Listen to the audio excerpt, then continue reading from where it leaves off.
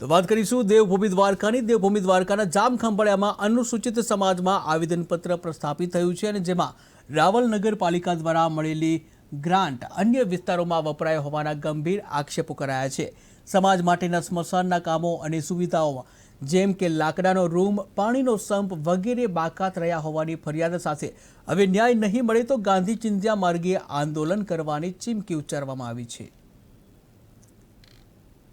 Devbhumi Dwarka collector કચેરીએ આવેદનપત્ર દેવા માટે આવેલા, જેમાં જામરાવલ નગરપાલિકામાં 1,58,00,000 જેવી રકમનો જે અનુસૂચિત જાતિની ગ્રાન્ટ આપવામાં આવેલી હતી, તેઓ અનુસૂચિત જાતિ વિસ્તાર સિવાયના અન્ય વિસ્તારોમાં જેવા કે સમસ્ત ગામના પાણીનો સંપ, પછી બિનખેતી કરેલા પ્લોટ, એવી જગ્યાઓમાં અનુસૂચિત જાતિની ગ્રાન્ટનો હેતુફેર કરી અને દુરુપયોગ કરી અને વાપરવામાં આવી છે, જે અનુસૂચિત જાતિ વિસ્તારને લાગુ નથી। એ બાબતે આજે અમે કલેક્ટરશ્રીને આવેદનપત્ર આપેલું અને જો હજી પણ અમારા પ્રશ્નોનો નિકાલ કરવામાં નહીં આવે તો અમે ગાંધી ચિંધ્યા માર્ગે આંદોલન પર જશું। આજ રોજ અમે દેવભૂમિ દ્વારકા કલેક્ટર કચેરીએ આવેદનપત્ર દેવા માટે આવેલા, જેમાં જામરાવલ નગરપાલિકામાં 1,58,00,000 જેવી રકમનો જે